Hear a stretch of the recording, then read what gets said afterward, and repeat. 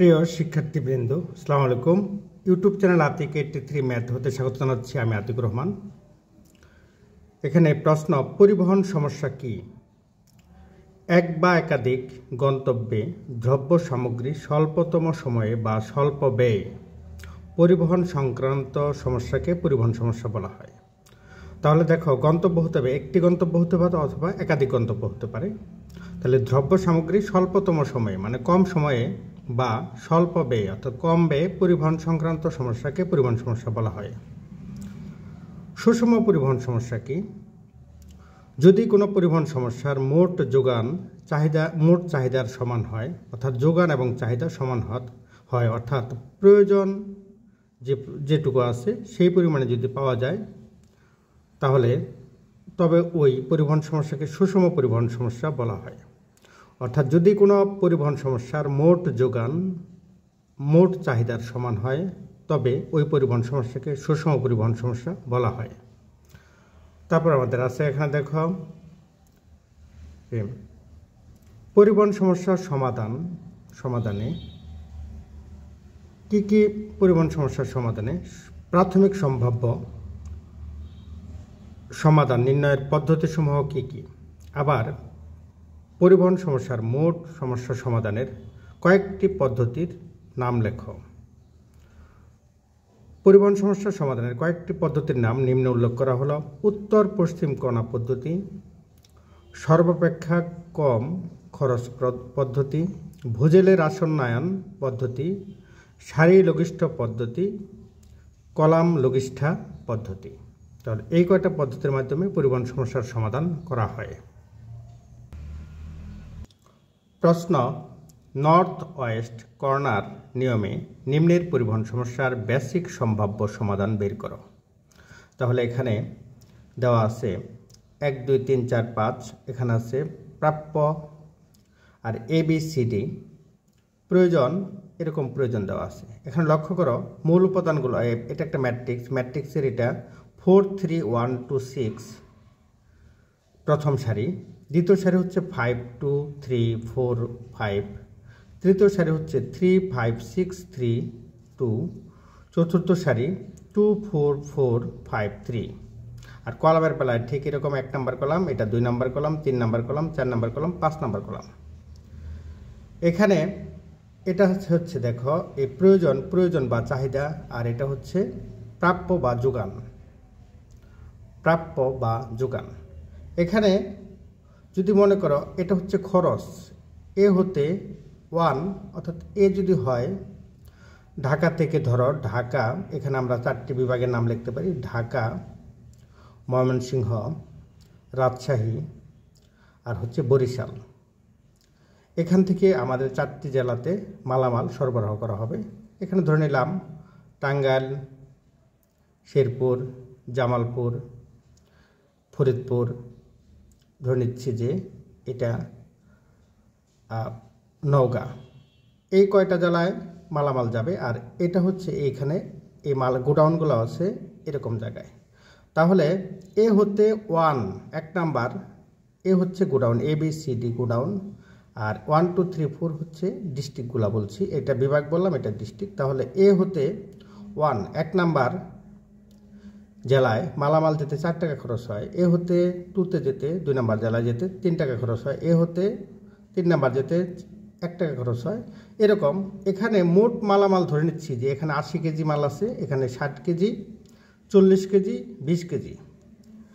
আর 1 number জেলাতে মাল প্রয়োজন হচ্ছে 60 কেজি, 2 নাম্বার জেলাতে 60 কেজি, 3 নাম্বার জেলাতে পণ্য লাগবে 30 কেজি, 4 নাম্বার জেলাতে 40 কেজি, 5 নাম্বার জেলাতে 10 কেজি।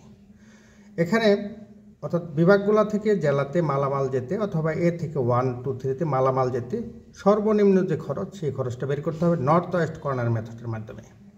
নর্থ হচ্ছে উত্তর, আর কর্নার ওয়েস্ট হচ্ছে পশ্চিম। উত্তর পশ্চিম কর্নার সবসময় মনে রাখতে হবে আমাদের মূল ম্যাট্রিক্স হচ্ছে এইটুকু, দেখে যে 4 3 1 2 6, এই 5 2 3 4 5, এটা হচ্ছে মূল ম্যাট্রিক্স এই পর্যন্ত 2 4 4 5 3। তাহলে এটা হচ্ছে ম্যাট্রিক্স, এই খরচ ম্যাট্রিক্স এটার নাম। এই খরচ ম্যাট্রিক্সের সর্বদা উপরেরটা হচ্ছে উত্তর, অর্থাৎ এটা হচ্ছে নর্থ আর এটা হচ্ছে ওয়েস্ট। তাহলে কর্নার কোনটা? কর্নার হচ্ছে এটা কর্নার। প্রথমে এরকম কর্নারগুলো এই কর্নারের নিয়মে সমাধান করতে হবে। এটা খরচ ম্যাট্রিক্স, তাহলে আমরা এটা সমাধান করছি। প্রথমে দেখো খরচ ম্যাট্রিক্সের যে নিয়মটা, সেই নিয়ম অনুযায়ী প্রথমে নর্থ ওয়েস্ট, এটা আমরা বলেছিলাম যে এটা নর্থ আর এটা হচ্ছে ওয়েস্ট। এই কর্নার হচ্ছে এই কর্নার প্রথম, কারণ এটা মূল ম্যাট্রিক্স হচ্ছে এখান থেকে 4, 3 এই পর্যন্ত হচ্ছে মূল ম্যাট্রিক্স, অর্থাৎ এগুলা হচ্ছে মূল ম্যাট্রিক্স। তাহলে এখানে দেখো প্রথম উপাদান হচ্ছে এইটা, নর্থ হচ্ছে উত্তর আর ওয়েস্ট হচ্ছে কর্নার। তাহলে এই কর্নারে আমরা এরকম একটা আয়তক্ষেত্র তৈরি করলাম। লক্ষ্য করো, এখানে চাহিদা আছে 60 কেজি আর এখানে সরবরাহ হচ্ছে 80 কেজি। এদের মধ্যে যেটি কম সেটি নিতে হবে। তাহলে এখানে হচ্ছে 60 কেজি, এখানে 80 কেজি। তাহলে 80 এবং 60-এর মধ্যে কম হচ্ছে 60, তাহলে আমরা এখানে নেব 60 কেজি। 60, তাহলে আমাদের এখানে চাহিদা শেষ, কারণ এখানে 60 কেজির থেকে 60 কেজি পেয়ে গেছি। তাহলে 60 থেকে 60 বিয়োগ করলে 0 হবে। আবার 80 থেকে যদি আমরা 60 বিয়োগ করে দেই, তাহলে এখানে থাকবে কত? আবার বলছি, 80 থেকে 60 বিয়োগ করা হয়ে গেল, নিয়ে গেল, তাহলে এখানে থাকলো কত বলতো? 20 এটা থাকবে। এটাই মূলত x11, অর্থাৎ 1 নম্বর সারি 1 নম্বর কলাম। তাহলে x11 হচ্ছে যেটা বোঝাবে। তাহলে প্রথম ভিত্তির চলক x11, 1 নম্বর সারি 1 নম্বর কলাম, x11 এবং x11 সমান মিনিমাম 80 এবং 60, 80,60 সমান 60, অর্থাৎ 80 এবং 60-এর মধ্যে মিনিমাম হচ্ছে 60। যেহেতু প্রথম কলামের বাহিরে চাহিদা পূর্ণ হয়েছে, তার মানে এখানে আর কোনো চাহিদা নেই, কারণ এটা 0 হয়ে গেছে, চাহিদা পূর্ণ হয়েছে। সুতরাং প্রথম কলামের বাহিরে ক্রস চিহ্ন দেই। তাহলে এটার বাহিরে আমরা একটা ক্রস চিহ্ন দিলাম।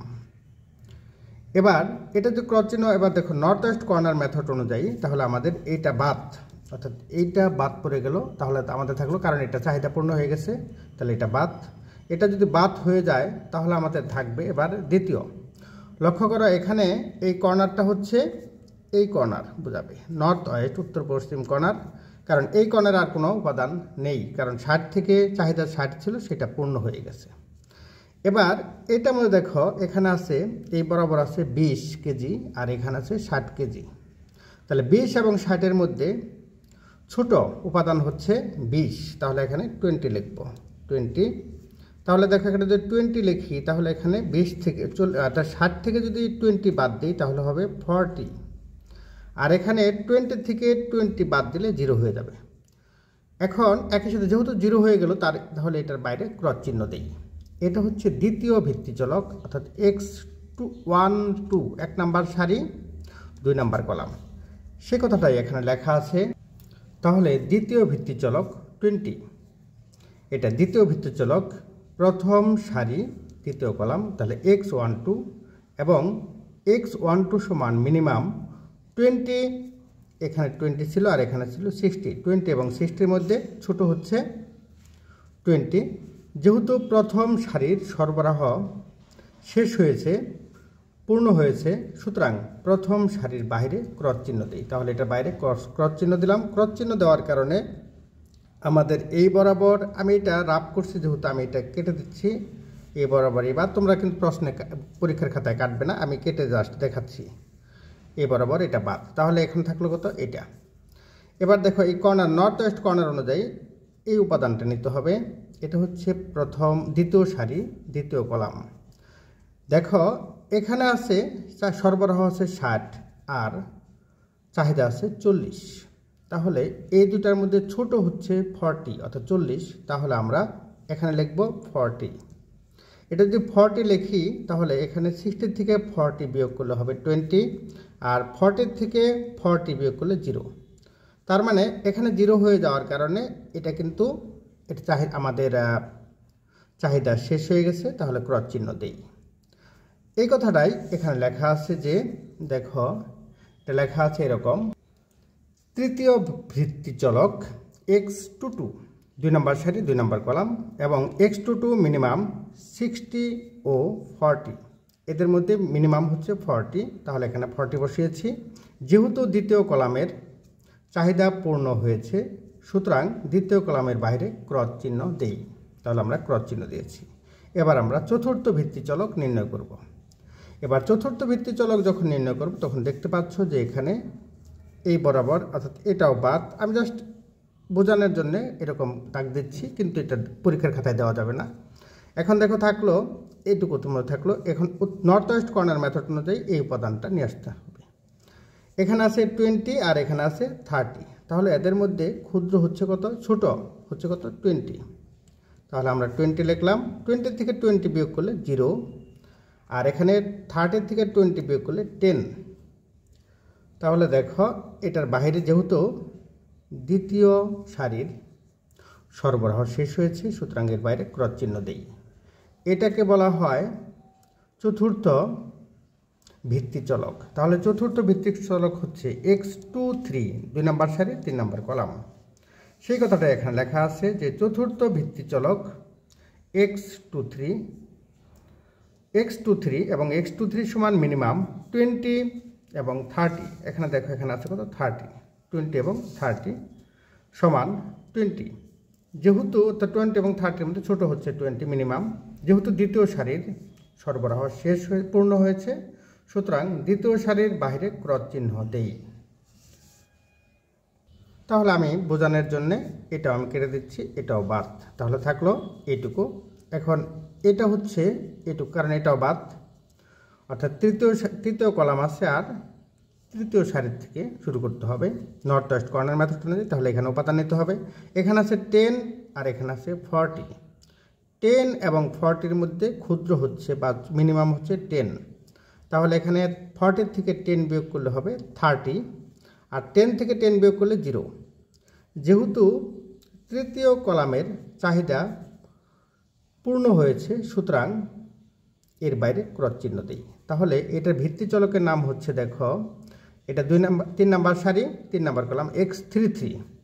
এই কথাটা এখানে লেখা আছে যে পঞ্চম ভিত্তিচলক x33 এবং x33 মিনিমাম 40 ও 10। এখানে ছিল 40 আর এখানে ছিল 10, 40 ও 10, এটার ক্ষুদ্র হচ্ছে 10। যেহেতু তৃতীয় কলামের চাহিদা পূর্ণ হয়েছে, যে চাহিদা পূর্ণ হয়েছে এখানে, সুতরাং তৃতীয় কলামের বাইরে ক্রস চিহ্ন দেই। আমরা এই যে ক্রস চিহ্ন দিয়েছি। এবার পরবর্তী ভিত্তিচলক নিতে হবে। এখানে দেখো এটা আমি বোঝানোর জন্য আবার এরকম দাগ দিচ্ছি, তাহলে থেকে গেল এইটুকু। এখন এইখানে সারি বরাবর আছে 30, সরবরাহ আছে 30 আর চাহিদা হচ্ছে 40, তাহলে এদের মধ্যে ছোট হচ্ছে কত, ছোট হচ্ছে 30। তাহলে এখানে আমরা 30 লিখি, মানে ক্ষুদ্রতম যেটি সেটি লিখতে হবে। 30 থেকে 30 বিয়োগ করলে 0 হয়ে যাবে। এই 40 থেকে 30 বিয়োগ করলে 10 হবে। যেহেতু তৃতীয় সারির সরবরাহ শেষ হয়েছে, সুতরাং এর বাইরে ক্রস চিহ্ন দিই। তাহলে ভিত্তিচলক x34, 3 নম্বর সারি 4 নম্বর কলাম, সেটা লিখেছি যে ষষ্ঠ ভিত্তিচলক x34 এবং x34 সমান মিনিমাম 30 আর হচ্ছে 40, 30 ও 40, এটার মিনিমাম হচ্ছে 30। যেহেতু তৃতীয় সারির সরবরাহ পূর্ণ হয়েছে, সুতরাং তৃতীয় সারির বাইরে ক্রস চিহ্ন দেই। আমরা এটাকে এখানে একটা ক্রস চিহ্ন দিলাম। এবার ক্রস চিহ্ন দেওয়ার পরে আমরা লক্ষ্য করছি যে এখানে এটাও বাদ, কারণ এখানে বাইরে ক্রস চিহ্ন, তাহলে থেকে যাচ্ছে কত, এইটুকু। তাহলে এবার পরবর্তী ভিত্তিচলক এখানে লক্ষ্য করে, এখানে আছে 5, তাহলে নর্থ ওয়েস্ট কর্নার মেথড অনুযায়ী এটা কর্নার। এখানে আছে 20, এখানে আছে 10, তাহলে এদের মধ্যে মিনিমাম হচ্ছে 10। তাহলে 10 থেকে 10 বাদ দিলে 0 হবে, আর 20 থেকে 10 বাদ দিলে 10 হবে। এখন দেখো চতুর্থ কলামের চাহিদা পূর্ণ হয়েছে, সুতরাং এর বাইরে ক্রস চিহ্ন দিই। তাহলে এটাই আমরা ভাষায় যদি প্রকাশ করতে চাই, সেই ক্ষেত্রে আমাদের লিখতে হবে, এটা দেখো এটা সারি হচ্ছে কত বলো, 4 নম্বর সারি 4 নম্বর কলাম। তাহলে দেখো সপ্তম ভিত্তিচলক x44 এবং x44 মিনিমাম 20, 10। এখানে আছে 20 আর এখানে আছে 10, 20, 10 সমান 10, মিনিমাম হচ্ছে 10। যেহেতু চতুর্থ কলামের চাহিদা পূর্ণ হয়েছে, সুতরাং চতুর্থ কলামের বাইরে ক্রস চিহ্ন দেই। এটা আমরা ক্রস চিহ্ন দিচ্ছি। তাহলে আমরা এবার শেষেরটা যেটা আছে, শেষ দেখো এখানে আছে কত বলতো, শেষটা উপাদান এখানে আছে 10 আর এখানে আছে 10, তাহলে 10 থেকে 10 বিয়োগ করলে 0, এই 10 থেকেও 10 বিয়োগ করলে 0। তাহলে দেখো এখানে আমাদের চতুর্থ সারির সরবরাহ শেষ হয়েছে, একই সাথে পঞ্চম কলামের চাহিদা পূর্ণ হয়েছে। তাহলে আমাদের এটা সমাধান কমপ্লিট হলো। আর এই 20 হচ্ছে এদের যোগফল ছিল 80, 60, 40, 20, এটা যোগফল 2200, এটারও 60, 60, 30, 40, 10, এরও কত 200 এরকম পাচ্ছি। তাহলে আমরা এখন লিখি, এই কথাটাই লিখব যে অষ্টম ভিত্তি চলক x45 অর্থাৎ চতুর্থ সারির পঞ্চম কলাম সমান মিনিমাম 10, 10, 10 এবং 10 এর মিনিমাম হচ্ছে 10। যেহেতু চতুর্থ সারি ও পঞ্চম কলামের সরবরাহ চাহিদা পূর্ণ হয়েছে, সুতরাং চতুর্থ সারি ও পঞ্চম কলামের বাইরে ক্রস চিহ্ন দিই। সুতরাং নর্থ ওয়েস্ট কর্নার পদ্ধতি দ্বারা বুনিয়াদী সম্ভাব্য সমাধানগুলো হলো x11, এই যে x11 60, x12 20, x22 মানে 2 নম্বর সারি 2 নম্বর কলাম, x22 40, x23 20, x33 10 আর x34 30 আর x44 10, x45 10। তো আমাদের এই কথাটাই লেখা আছে। সুতরাং মোট খরচ হচ্ছে, এটা কিভাবে নির্ণয় করলো, 4 × 10। লক্ষ্য করো এটার সাথে এখানে এই 4 এর সাথে 60 গুণন হবে, 20 সাথে 3 গুণন হবে, আর এই 20 সাথে 3 গুণন করেছি। আবার বলছি, সুতরাং মোট পরিবহন খরচ জেড সমান জেড দ্বারা প্রকাশ করা হয় 4 × 60 প্লাস 3 × 20 প্লাস 2 × 40, 3 × 20, 6 × 10, 3 × 30, 5 × 10, 3 × 10 সমান 670 হয়েছে। আশা করি এই পর্যন্ত বুঝেছ। আমি আবার প্রথম থেকে আবার বলছি, নর্থ ওয়েস্ট কর্নার নিয়মে নিম্নের পরিবহন সমস্যার বেসিক সম্ভাব্য সমাধান নির্ণয় করো। বেসিক মানে প্রাথমিক সম্ভাব্য, বেসিক বা মৌলিক সম্ভাব্য সমাধান বের করো। তাহলে আমাদের এই প্রশ্ন দেওয়া আছে, এই প্রশ্ন থেকে এখানে আমরা এরকম পাচ্ছি। এরকম দেখো, প্রথমে আমরা যে ছকটা নির্ণয় করেছিলাম সেই ছকটা এখানে দেওয়া আছে, এভাবে ছক নির্ণয় করব, সমাধান ছক নির্ণয় করি। তারপর প্রথম ভিত্তি চলক নির্ণয় করেছি, দ্বিতীয় ভিত্তি চলক, তৃতীয় ভিত্তি চলক, চতুর্থ ভিত্তি চলক, পঞ্চম ভিত্তি চলক, ষষ্ঠ ভিত্তি চলক, সপ্তম ভিত্তি চলক এবং অষ্টম ভিত্তি চলক নির্ণয় করে এখানে লিখেছি যে সুতরাং নর্থ ওয়েস্ট কর্নার পদ্ধতি দ্বারা প্রাপ্ত প্রাথমিক বুনিয়াদী সম্ভাব্য সমাধান হলো এরকম পেয়েছি। এখান থেকে আমরা সুতরাং মোট পরিবহন খরচ এরকম পাচ্ছি। আশা করি এই পর্যন্ত বুঝতে পেরেছ। পরবর্তী অঙ্ক দেখি।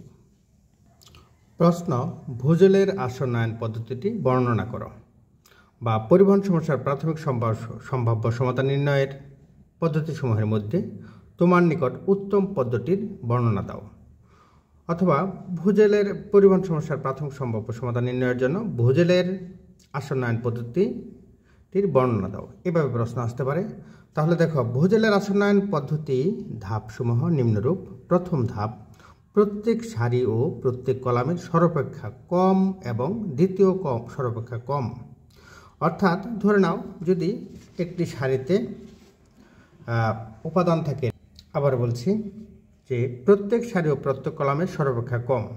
লক্ষ্য করো এই সারিতে আছে 4 3 1 2 6, তাহলে এই সারির সর্বাপেক্ষা কম হচ্ছে 1 এবং দ্বিতীয় সর্বাপেক্ষা কম হচ্ছে 2। তাহলে সর্বাপেক্ষা কম পার্থক্য হতে দণ্ড নির্বাচন করতে হবে। তাহলে 2 থেকে 1 বিয়োগ করলে 1 পাওয়া যাবে, এটাই দণ্ড। তাহলে দ্বিতীয় সারির জন্য দণ্ড কত হবে দেখো, 5 2 3 4 5, এদের মধ্যে সবচেয়ে ক্ষুদ্রতম হচ্ছে 2, আর তারপর হচ্ছে কত 3 এবং 2 বিয়োগ করলে হবে 1, বড়টা থেকে ছোটটা বিয়োগ করব। আর তৃতীয় সারির জন্য 3 5 6 3 2, এদের জন্য ক্ষুদ্রতম হচ্ছে 2, তার থেকে বড় হচ্ছে কত 3, তাহলে 3 থেকে 2 বিয়োগ করলে 1। আবার এদের মধ্যে আছে 2 4 4, 5 3 এরকম আর কি। কলামের ক্ষেত্রে দেখো 4 5 3 2 এ পর্যন্ত। তাহলে এদের কম ক্ষুদ্রতম সর্বাপেক্ষা কম হচ্ছে 2 আর দ্বিতীয় সর্বাপেক্ষা কম হচ্ছে 3, তাহলে এদের বিয়োগফল 1। এরকম অন্যটার ক্ষেত্রেও এরকম নির্বাচন, যেমন একই আছে এখানে দেখো কত আছে, এখানে 3 2 5 4, তাহলে এই 1 এটা কিন্তু বাদ। তাহলে এই ক্ষেত্রে দেখো কত 2 এবং 3 সর্বাপেক্ষা কম এবং দ্বিতীয় সর্বাপেক্ষা কম। পার্থক্যতে সর্বাপেক্ষা বড় সারি, এখান থেকে আবার সেই পার্থক্যগুলোর মধ্যে থেকে সবচেয়ে বড় যে পার্থক্য থাকবে সেটা সারিতেও থাকতে পারে, কলামেও থাকতে পারে, কিন্তু যে কোনো একটা নিতে হবে। সারি ও কলাম মিলে সব থেকে একটা উপাদান নিতে হবে, সেটাকে পার্থক্যকে বন্ধনী বা বৃত্ত দ্বারা আবদ্ধ করতে হবে। যদি সর্বাপেক্ষা বৃহৎ সারি পার্থক্য ও কলাম পার্থক্যের সমান হয় তবে যে কোনো একটিকে আবদ্ধ করতে হবে বৃত্ত দ্বারা। যদি বৃত্ত দ্বারা আবৃত পার্থক্য বরাবর সারি বা কলাম হতে পারে। সর্বনিম্ন খরচ যে সেলে আছে সেটার আবার দেখতে হবে, সর্বনিম্ন খরচ যে সেলে আছে তা শনাক্ত করে উক্ত সেলে ভিত্তিচলক অবস্থান বিবেচনা করে চাহিদা ও সরবরাহ ছোটটিকে তার মান গণনা করতে হবে।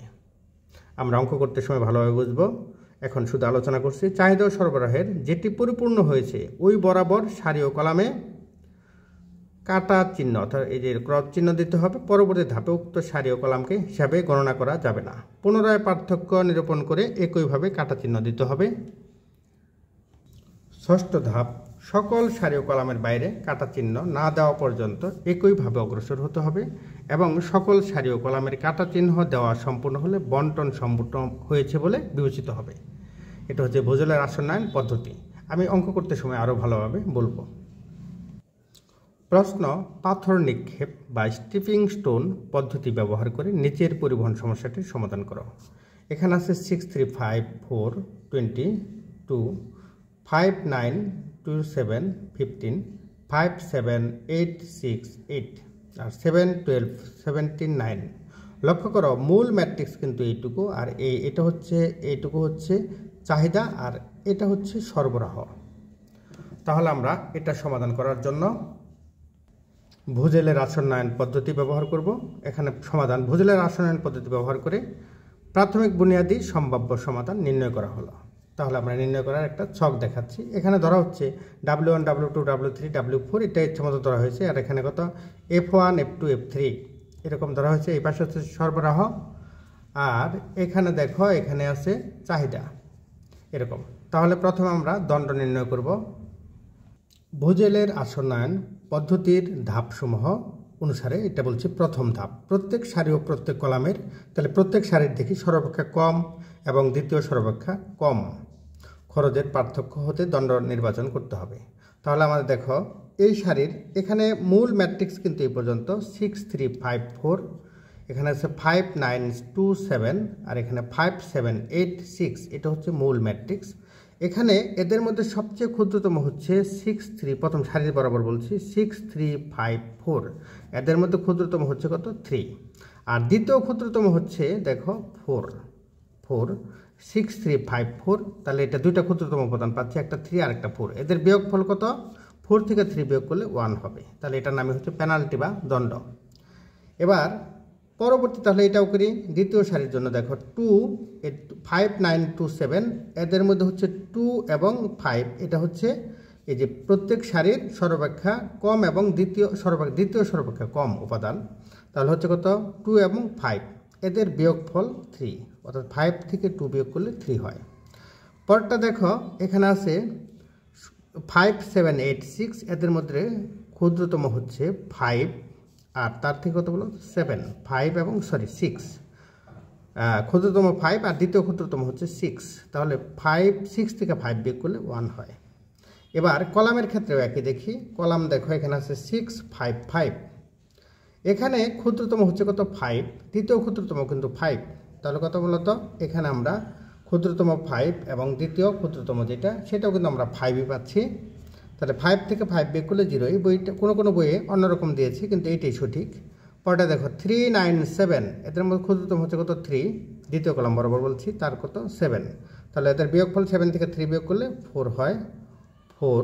আর এখানে আছে দেখো কত ক্ষুদ্রতম 5 to 8, ক্ষুদ্রতম হচ্ছে 2 আর দ্বিতীয় ক্ষুদ্রতম হচ্ছে 5, 5 থেকে 2 বিয়োগ করলে হয় 3। আর এখানে 4, 7, 6 এদের মধ্যে ক্ষুদ্রতম হচ্ছে 4 আর হচ্ছে 6, দ্বিতীয় ক্ষুদ্রতম 6, 6 থেকে 4 বিয়োগ করলে 2 হয়। তাহলে আমরা পেনাল্টি নির্বাচন করেছি। এখানে দেখো উল্লেখ আছে যে সর্বাপেক্ষা বড় পার্থক্য বা কলাম পার্থক্যকে বন্ধনী বা বৃত্ত দ্বারা আবদ্ধ করতে হবে। তাহলে বৃত্ত দ্বারা আবদ্ধ করতে হবে। তাহলে দেখো এদের মধ্যে পুরোটার মধ্যে বড় 1, 3, 1, 0, 4, 3, 2 এদের মধ্যে সবচেয়ে বড় হচ্ছে 4। তাহলে এটাকে বৃত্ত দ্বারা আবদ্ধ করি। বলা আছে যদি সর্বাপেক্ষা বৃহৎ সারি পার্থক্য ও কলাম পার্থক্য সমান হয় তবে যে কোনো একটিকে, আমাদের এখানে সমান হয় না, দুইটাই সমান হয়েছে, সমান হয় না, একটা হয়েছে। এখানে বলা হচ্ছে যে আমাদের প্রথম রাউন্ড চলছে। এখানে বলা হচ্ছে যে বৃত্ত দ্বারা আবৃত পার্থক্য বরাবর সারি বা কলাম। আমাদের এখানে এটা কলাম বরাবর হবে, কারণ এটা পেয়েছি আমরা কলাম বরাবর পেয়েছি। পার্থক্য কলাম হতে সর্বনিম্ন খরচ, তাহলে সর্বনিম্ন খরচ কোথায় আছে? আমাদের মূল ম্যাট্রিক্স কিন্তু 3, 9, 7, এদের মধ্যে সর্বনিম্ন খরচ হচ্ছে 3। তাহলে সর্বনিম্ন খরচ যে সেলে আছে তা শনাক্ত করে, তাহলে এটা শনাক্ত করলাম এইভাবে, শনাক্ত করে উক্ত সেলে ভিত্তি চলকের অবস্থান বিবেচনা করে। তাহলে ভিত্তি চলকের অবস্থান কত? অবস্থান বিবেচনা করে, এই ভিত্তি চলকের অবস্থান বিবেচনা করে চাহিদা ও সরবরাহের ছোটটিকে তার মান গণনা করতে হবে। এখানে দেখো, এখানে চাহিদা আছে 12 আর সরবরাহ আছে 22, তাহলে এদের ছোট কোনটা? 12। তাহলে আমাদের নিতে হবে 12কে নিতে হবে। তাহলে লিখলাম 12। তাহলে এই 12 থেকে বরাবর দেখো এখানে চাহিদা নিতে হবে। চাহিদা ছোটটিকে, এটা দেখো সরবরাহ, চাহিদা ও সরবরাহ যেটি পরিপূর্ণ হয়েছে, এটা ছোটটা নিয়েছি। চাহিদা ও সরবরাহ বিবেচনা করে চাহিদা ও সরবরাহের ছোটটিকে তার মান গণনা করতে হবে। তাহলে এটা গণনা করলাম, এটা এবার গণনা করি। তাহলে এখানে দেখো এখানে আছে 12 আর এখানে আছে 22, তাহলে এদের ছোট কোনটা? 12, এই যে 12 লিখেছি। তাহলে এবার 22 থেকে 12 বিয়োগ করলে হয় 10, আর এখানে 12 থেকে 12 বিয়োগ করলে হয় 0। তাহলে আমাদের এখানে দ্বিতীয় কলাম বরাবর চাহিদা পূর্ণ হয়েছে। তাহলে ক্রস চিহ্ন দিই। আবার বলছি, দ্বিতীয় কলাম বরাবর চাহিদা পূর্ণ হয়েছে, ক্রস চিহ্ন দিই। এবার এখানে নিয়ম বলা হচ্ছে যে পরবর্তী ধাপে উক্ত সারি ও কলামের হিসাব করা যাবে না। তার মানে এই কলামকে আর হিসাব করা যাবে না, হিসাব না করা যাবে না। পুনরায় পার্থক্যসূচক নিরূপণ করে একইভাবে কাটা চিহ্ন দিতে হবে। তাহলে পুনরায় পার্থক্যসূচক নির্ণয় করি। তাহলে প্রথম পেনাল্টি শেষ, এবার দ্বিতীয় পেনাল্টি দেখি। দেখো এদের মধ্যে কিন্তু এই কলামটা রয়ে গেছে, তাহলে এটা 0 হবে। এই কলামটাও রয়ে গেছে 5 to 8, এদের মধ্যে ছোট হচ্ছে 2, 5, এদের বিয়োগ হচ্ছে 3। আর এখানে 4, 7, 6, এদের মধ্যে 6 এবং 4 দুইটা ক্ষুদ্রতম, এদের বিয়োগফল হচ্ছে 2। কিন্তু এটার ক্ষেত্রে এই কলাম বাদ, এটা গণনা করা যাবে না। তাহলে এই কলামটা বাদ দিলাম। বাদ দিলে দেখো এখানে থাকে বাকিটুকু, আমরা কিন্তু বলছি এটা বাদ দিতে হবে, তাহলে এটা বাদ দিলাম। এটা যদি বাদ দিয়ে দেই তাহলে এখানে 6, 5, 4, এদের মধ্যে ক্ষুদ্রতম দুটো হচ্ছে, সবচেয়ে ক্ষুদ্রতম 4, দ্বিতীয় ক্ষুদ্রতম হচ্ছে 5, 5 থেকে 4 বিয়োগ করলে 1। আবার 7 to 5, এদের মধ্যে ক্ষুদ্রতম হচ্ছে 2, দ্বিতীয় ক্ষুদ্রতম হচ্ছে 5, 5 থেকে 2 বিয়োগ করলে 3। পরটা আবার দেখো 6, 8, 5, এদের মধ্যে ক্ষুদ্রতম হচ্ছে 5 ও 6, এদের বিয়োগফল 1। এরকম পাচ্ছি, 1 পাচ্ছি। এখন দ্বিতীয় রাউন্ড কাকে নিয়ে? 1, 3, 1, 2, 3, 0, এদের মধ্যে দুইটা উপাদানই একই আছে, যে 3 আছে এখানে 3, দুইটাই সমান। তুমি ইচ্ছা মতো নিতে পারবে। আমি এখানে এটা সারি বরাবর, দ্বিতীয় সারি বরাবর নিচ্ছি, তুমি ইচ্ছা করলে কলামও নিতে পারতে। তাহলে এই বরাবর ক্ষুদ্রতম দেখি কোনটা আছে, 7 to, আমাদের আগেই বলে নিচ্ছি যে এটা আমাদের বাদ, তাহলে এটা বাদ। তাহলে এখন কোনটা আছে দেখো, এটা বাদ। আমি বোঝার জন্য তোমাদের এখানে ক্রস চিহ্ন দিচ্ছি। আসলে ক্রস চিহ্ন কিন্তু পরীক্ষার হলে দেওয়া যাবে না, আমি এটা কাটা দিচ্ছি এমনি, পরীক্ষার হলে কিন্তু এইভাবে কাটা দেওয়া যাবে না। আচ্ছা, এটা কাটাতে দিচ্ছি, এরকম এটা কাটাতে দিলাম। তাহলে এখানে থাকলো কত? এই বরাবর দ্বিতীয় সারি বরাবর আছে 5 to 7, এদের মধ্যে ক্ষুদ্রতম হচ্ছে 2, তাহলে 2 এখানে আছে 15 আর এখানে আছে 17। এদের মধ্যে ক্ষুদ্রতম হচ্ছে সরবরাহ 15, চাহিদা হচ্ছে 17, ক্ষুদ্রতম হচ্ছে 15। তাহলে আমরা 15 নিয়ে নেই। তাহলে 15 থেকে 15 বিয়োগ করলে 0, 17 থেকে 15 বিয়োগ করলে 2 হবে। তাহলে যেহেতু এটার সরবরাহ শেষ হয়েছে, তাহলে এর বাইরে আমাদের একটা ক্রস চিহ্ন দিতে হবে। তাহলে এটা ক্রস চিহ্ন দিয়ে দিই। আবার আমরা গণনা শুরু করি। এবার তৃতীয় রাউন্ড চলছে। প্রথম রাউন্ড শেষ, দ্বিতীয় রাউন্ড শেষ, তৃতীয় রাউন্ড। তৃতীয় রাউন্ডে লক্ষ্য করো, এখানে এটা বাদ, এটাতে বাদ দিয়ে দেই। তাহলে আবারও সে আগের উপাদান 6, 5, 4, এদের মধ্যে বিয়োগ করলে 1 হবে, কারণ 5 এবং 4, হ্যাঁ এটা আমি বাদ দিয়ে এভাবে দেখাই। এটা আমরা বাদ দিয়ে এইভাবে দেখাই দিই, এটাও বাদ দিয়ে দিলাম। এটা কিন্তু আবার বলছি পরীক্ষার খাতায় এইভাবে ক্রস চিহ্ন দেওয়া যাবে না। তাহলে দেখো এটাতে বাদ দেই। তাহলে এখানে হয়ে যায় কত, এখানে 5, 4, 6, এদের মধ্যে ক্ষুদ্রতম হচ্ছে 5 এবং 4, 1। এটার মধ্যে হচ্ছে 5, 8, 6 এবং 5, এই দুটো হচ্ছে দ্বিতীয় ক্ষুদ্রতম। তাহলে এদের বিয়োগফল কত, 1 হয়ে যায়। সরি, এই 1 হবে না, 1 হয়ে যায়। আবার এই ক্ষেত্রে দেখো, এই ক্ষেত্রে হচ্ছে 6, 5, এটা হয় কত, তৃতীয় রাউন্ডটা 1 হয়। এখানে আছে 5, 8, এটা বিয়োগ করলে 3 হয়। আর 4, 6, এটা বিয়োগ করলে 2 হয়। 6 থেকে 2 বিয়োগ করলে 4 হয়, 4 বিয়োগ করলে 2 হয়। এখন এদের মধ্যে দেখতে পাচ্ছি যে এইটা পাচ্ছি আমরা, বৃহত্তম হচ্ছে কত, এটা বরাবর আমাদের আবার কলাম বরাবর গণনা করতে হবে। এখানে দেখো 8 আছে আর 5 আছে, ক্ষুদ্রতম হচ্ছে কত, 5। তাহলে 5 নিতে হবে। 5 নিয়ে এই সারি বরাবর, এখানে আছে কলাম বরাবর আছে 2 আর সারি বরাবর আছে 10। এই 2 এবং 10-এর মধ্যে ক্ষুদ্রতম হচ্ছে 2। তাহলে আমরা 2 লিখব। তাহলে 2 লিখলে 10 থেকে 2 বিয়োগ করলে এটা হবে 8 আর এটা হবে 0। তাহলে আবারও এটার বাইরে আমরা ক্রস চিহ্ন দিই, কারণ চাহিদা পূর্ণ হয়েছে। ক্রস চিহ্ন দেওয়ার কারণে চাহিদা পূর্ণ হয়েছে। এখন চতুর্থ রাউন্ড, তৃতীয় রাউন্ড শেষ, চতুর্থ রাউন্ড চলছে। এবার বিয়োগ করি। এটা আমি জাস্ট বোঝানোর জন্যে এরকম একটা কাটা চিহ্ন দিচ্ছি, এরকম কাটা দিচ্ছি। এখন দেখো এখানে আছে 6, 4, 6, 4-এর বিয়োগফল হচ্ছে কত, 6, 4-এর বিয়োগফল 2, যে 2 লিখলাম। 6 থেকে 4 বিয়োগ করলে, অত বড় সংখ্যা থেকে ছোট সংখ্যা বিয়োগ করতে হবে। এখানে আছে 5 থেকে 6 বিয়োগ করলে, 6 বিয়োগ করা যাবে না, 6 থেকে 5 বিয়োগ করতে হবে, এটা 1 হবে। আর এখানে 4, 6 থেকে 4 বিয়োগ করলে 2 হবে। আর এখানে 6 থেকে 5 বিয়োগ করলে 1 হবে। অর্থাৎ বড় সংখ্যা থেকে ছোট সংখ্যা বিয়োগ করতে হবে। এই ক্ষেত্রে লক্ষ্য করো, এদের বড় হচ্ছে 2, 1, 2, 1। তাহলে বড় কোনটা, ইচ্ছা করলে 2 নিতে পারবা, এই 2 নিতে পারবা। তুমি কোনটা নিতে চাও? আমি এইটা আবারও সারি বরাবরই নিচ্ছি, তোমার ইচ্ছা মতো নিতে পারবা। তাহলে সারি বরাবর নিলে 6, 4, এদের মধ্যে ক্ষুদ্রতম হচ্ছে 4, এই যে 4 নিচ্ছি। 4 নেওয়ার কারণে, এখানে 4 নেওয়ার কারণে এখানে আছে 8 সরবরাহ, আর চাহিদা হচ্ছে কত বলো তো, 9। তাহলে 8 ও 9-এর মধ্যে ছোট হচ্ছে 8। তাহলে আমরা এখানে 8 লিখি, আর এখানে 8 থেকে 8 বিয়োগ করলে 0 হবে, 8 থেকে 8 বিয়োগ করলাম। আর 9 থেকে 8 বিয়োগ করলে 1 হবে। তাহলে লক্ষ্য করে এখানে যেহেতু 0 হয়ে গেছে, তাহলে আমাদের এটা চাহিদাটা সরবরাহ শেষ হয়ে গেল। তাহলে সরবরাহ শেষ থেকে গেল এই কয়টা। এখন দেখি আমরা, এটাও বাদ, এটাও বাদ। তাহলে আমাদের শুধুমাত্র একটা সারি রয়েছে 5, 6। এই 5 এবং 6-এর মধ্যে ক্ষুদ্রতম, দুইটি উপাদানের মধ্যে ক্ষুদ্রতম কত, 5। তাহলে এই 5 নেই। 5 যদি নেই, এই বরাবর চাহিদা আছে 7, সরবরাহ আছে 8। তাহলে এদের মধ্যে ছোট কোনটা, 7। তাহলে এখানে 7 লিখলাম। 7-এর থেকে 7 বিয়োগ করলে 0, 8-এর থেকে 7 বিয়োগ করলে 1 হয়, এটা হবে। এখন এখানে আছে কিন্তু এটাও শেষ, এটাও 0 হয়ে গেল। তাহলে এটাও ক্রস চিহ্ন দেই। তাহলে আমাদের থাকলো শুধু একটি উপাদান 6।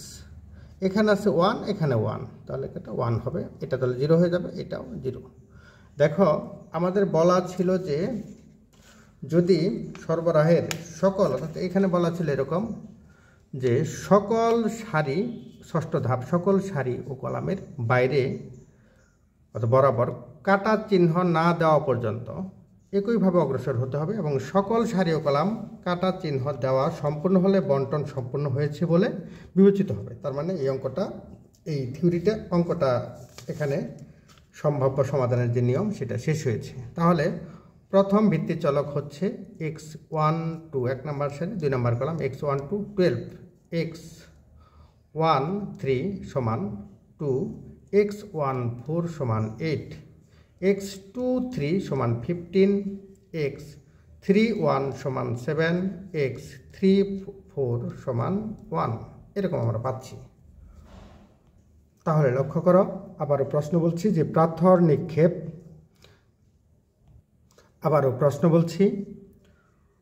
নিক্ষেপ পদ্ধতি ব্যবহার করে নিচের পরিবহন সমস্যাটির সমাধান করো। পাথর নিক্ষেপ পদ্ধতির প্রথমে তোমাকে ভোজেলের আসন্নায়ন পদ্ধতিতে এটা আগে বুনিয়াদি সম্ভাব্য সমাধান নির্ণয় করে নিতে হবে। তাহলে আমরা এখান থেকে বুনিয়াদি সম্ভাব্য সমাধান এরকম পেয়ে যাচ্ছি। এরকম আমরা যেটা নির্ণয় করে দেখালাম এরকম পেলাম। এখন দেখো, এখন প্রদত্ত সমস্যার প্রাথমিক বুনিয়াদি সম্ভাব্য সমাধান x12 এক নম্বর সারি 2 নম্বর কলাম x12 সমান 12, x13 সমান 2, x14 সমান 8, x23 সমান 15, x23 সমান 15, x31 সমান 7, x31 সমান 7, x34 সমান 1 এরকম পাচ্ছি। এবং z সমান হচ্ছে গুণনটা এরকম হবে 3 গুণন অর্থাৎ 12 গুণন 3 প্লাস 2 গুণন 10 5 প্লাস 8 গুণন 4 প্লাস 15 গুণন 2 প্লাস 7 গুণন 5 প্লাস 1 গুণন 6 এরকম গুণ করে আমরা পেয়েছি 149 একক। এটা কিন্তু প্রাথমিক, এটা স্টিপিং মেথড কিন্তু এখনও আসে নাই। স্টিপিং মেথডটি সমাধান করতে হবে। তাহলে স্টিপিং মেথডটি চলে যায়। এখানে বন্টন সংখ্যা হচ্ছে সারি সংখ্যা প্লাস কলাম সংখ্যা -1। দেখো সারি আছে দেখো 3টি 1 2 3 আর কলাম আছে 4টি 1 2 3 4 অর্থাৎ 3 + 4 বা 4 + 3 কলামটা আগে বলা হয়েছে, সারি পরে বলা হয়েছে -1 সমান 4 আর 3 7, 7 থেকে 1 গেলে 6 এবং প্রকৃত চলকের সংখ্যাও 6। দেখো লক্ষ্য করো 1 2 3 4 5 6 প্রকৃত চলকের সংখ্যা 6। বন্টন সংখ্যা এবং চলকের সংখ্যা সমান হয়, সমস্যাটি অপজাত নয়। সুতরাং স্টিপিং স্টোন পদ্ধতি ব্যবহার করা, অর্থাৎ স্টিপিং স্টোন পদ্ধতি ব্যবহার করা যাবে যদি বন্টন সংখ্যা এবং চলক সংখ্যা সমান হয়। পদ্ধতি ব্যবহার করে চূড়ান্ত সমাধান নির্ণয় করি। তাহলে এখন প্রত্যেক অবরোধকৃত সেল গুলোর জন্য খরচ নিট পরিবর্তন গণনা করে নিম্নের সারণী পাওয়া যায়। তাহলে অবরোধকৃত সেল কোনটা এটাকে আমাদের জানতে হবে।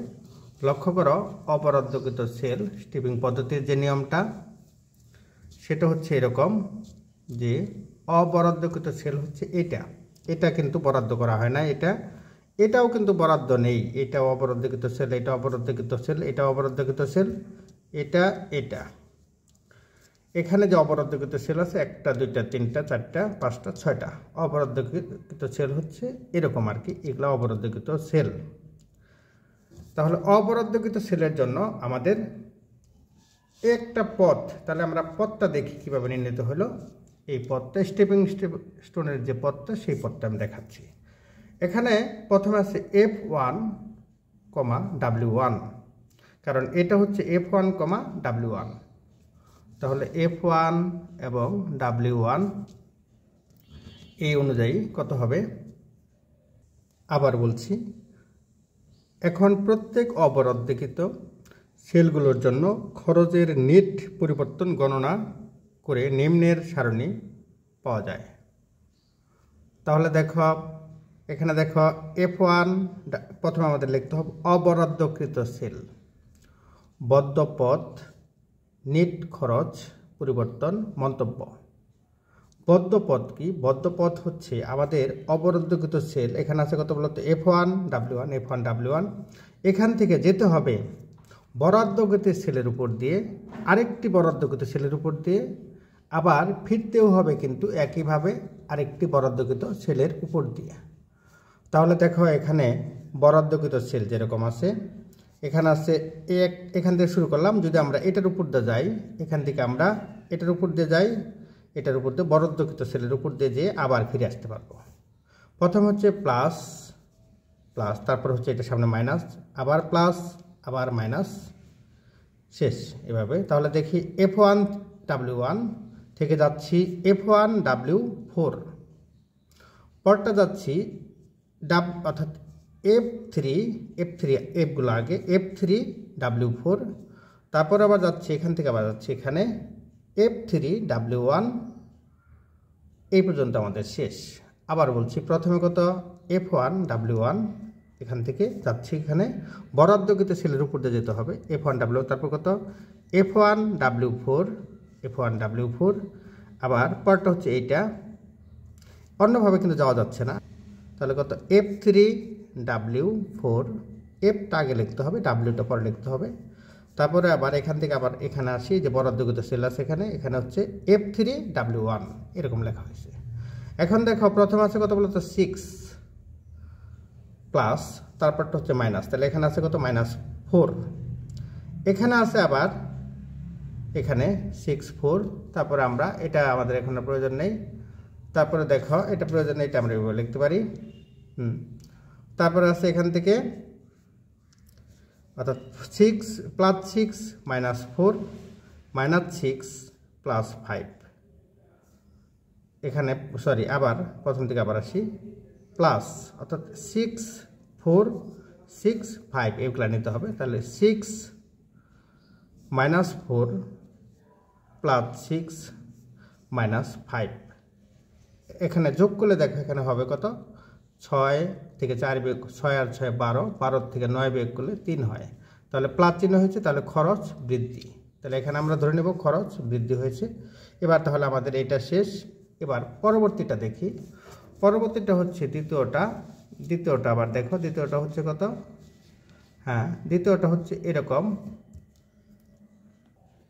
এবার এটা নির্ণয় করব, তাহলে এটা যখন নির্ণয় করব তখন এটা হবে কিন্তু F2W1, এখান থেকে আমরা বরাদ্দকৃত সেলের উপর যাব, এখান থেকে দেখো এখানে যেতে পারি, এটা বরাদ্দকৃত, এখান থেকে আমরা এখানে যেতে পারি, এখান থেকে এখানে যাব, এখান থেকে আবার এখানে, এখান থেকে আবার এখানে আসবো, তাহলে সবগুলো বরাদ্দকৃত সেলে। পথটা হলো এরকম F2W1, F2W3, F1W3, F1W4, F3W4, আর এটা হচ্ছে F3W1। তাহলে ঠিক এই কথাটা লেখা হয়েছে, দেখো F2W1 এভাবে লেখা হয়েছে। এখানে প্রথমে দেখো প্লাস মাইনাস এভাবে যাবে 5, অর্থাৎ 5 + 5 -2 + 5 -2 + 5 -4 +6 -5 সমান 5, তাহলে খরচ বৃদ্ধি পেয়েছে, যেহেতু পজিটিভ চিহ্ন হয়েছে। এবার আমরা তৃতীয় ঘর যেটা, এটা নির্ণয় করব। পরবর্তী সেল এটা হচ্ছে F2, এটাকে আমরা এরকম দিচ্ছি, এরকম আবার গোল দাগ দিচ্ছি, F2W2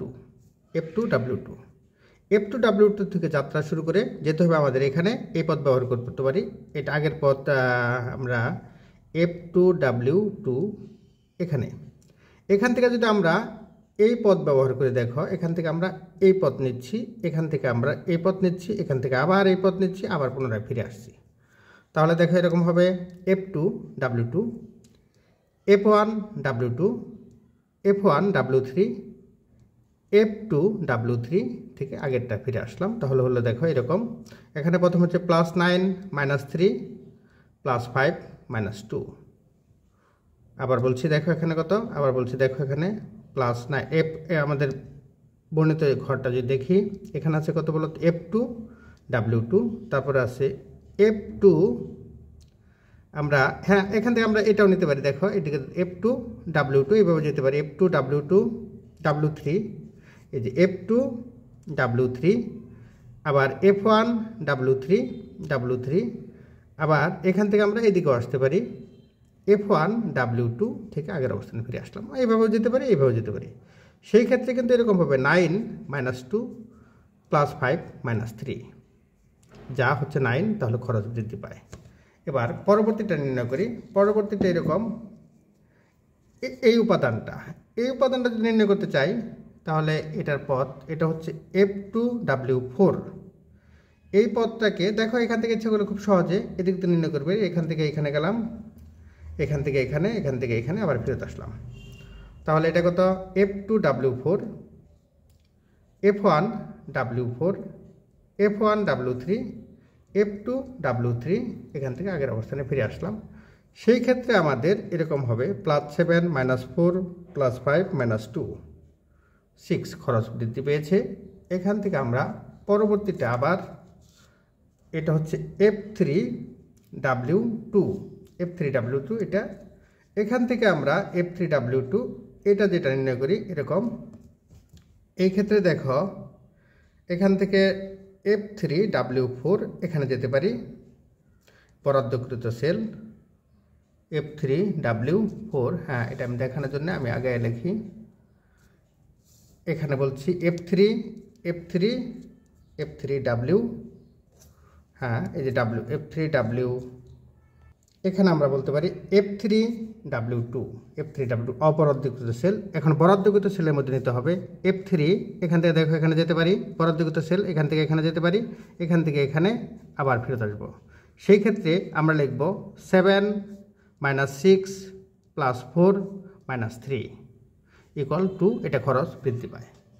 এবার পরটা আমরা নির্ণয় করব, আমাদের নির্ণয় করতে হবে এটা, অর্থাৎ এই যে 8-এর জন্য এখানে দেখো এটা কিন্তু ইজিলি নির্ণয় করা যায়। এখান থেকে আমরা এরকম গোল দাগ দিচ্ছি, এটা থেকে এটা যাব, এখান থেকে এখানে যাব, আবার এখান থেকে অর্থাৎ এটা, হ্যাঁ F3W3 এটার জন্য বলছি।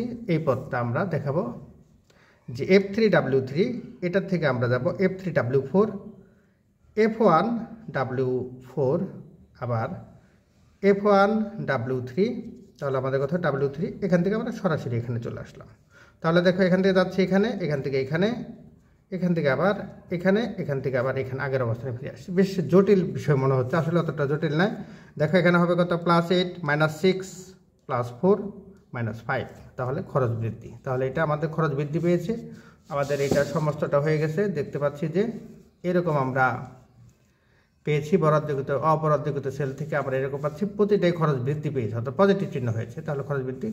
যেহেতু অবরাদ্দকৃত সেলের খরচ নেট পরিবর্তন অঋণাত্মক, সুতরাং উপরোক্ত সমাধানই চূড়ান্ত সমাধান। অতএব নির্ণয় সমাধান এটা আমাদের আগে যা ছিল x12 = 2, x13 2, x14 8, x23 15, x31 7, x34 1 এবং সুতরাং মোট খরচ 149 অর্থাৎ 149 একক। আশা করি বুঝতে পেরেছ। আমি আবার প্রথম থেকে বলছি প্রশ্ন, পাথর নিক্ষেপ পদ্ধতি ব্যবহার করে নিচের পরিবহন সমস্যাটি সমাধান করো। তাহলে প্রথমে আমরা ভোজেলের রাসায়নিক পদ্ধতি ব্যবহার করে প্রাথমিক বুনিয়াদী সম্ভাব্য সমাধান নির্ণয় করা হলো। আমরা ভোজেলের যে পদ্ধতি সেই পদ্ধতি ব্যবহার করে এটা আমরা নির্ণয় করেছি। এখন এখান থেকে আমরা সম্ভাব্য সমাধান এটা বের করে সম্ভাব্য বুনিয়াদী অর্থাৎ প্রাথমিক বুনিয়াদী সম্ভাব্য সমাধান আমরা পেয়েছি। এরপর অবরাদ্দকৃত, এখানে দেখতে পাচ্ছি যে বরাদ্দকৃত সেলের সংখ্যা হচ্ছে 1 2 3 4 5 6 আর আমাদের বন্টন সংখ্যা কিন্তু 6টাই, কারণ বন্টন হচ্ছে যে বন্টন সংখ্যা এটা বের করব। এখান থেকে আমরা বন্টন সংখ্যা পেয়েছি কলাম সংখ্যা প্লাস সারি সংখ্যা -1 এরকম 6 এবং চলকের সংখ্যাও পেয়েছি 6, 6টা চলক পেয়েছি। বন্টন সংখ্যা ও চলকের সংখ্যা সমান হয়, সমস্যাটি অবজাত নয়। সুতরাং স্টিপিং স্টোন পদ্ধতি ব্যবহার করে চূড়ান্ত সমাধান নির্ণয় করি। স্টিপিং স্টোন পদ্ধতিটা এরকম অবরাদ্দকৃত সেল হতে শুরু করে বরাদ্দকৃত সেলের উপর দিয়ে যে আবার অবরাদ্দকৃত সেলে এসে শেষ করতে হবে। এটা দেখে নেট খরচ হচ্ছে প্রথমে প্লাস প্লাস, এটার সামনে প্লাস চিহ্ন হয় প্লাস মাইনাস, এভাবে করে খরচ বৃদ্ধি। এটা পেয়েছি পজিটিভ, তাহলে খরচ বৃদ্ধি। এভাবে দ্বিতীয়টাও খরচ বৃদ্ধি, সবগুলো খরচ বৃদ্ধি এরকম পেয়েছি। পাওয়ার পরে যেহেতু বরাদ্দকৃত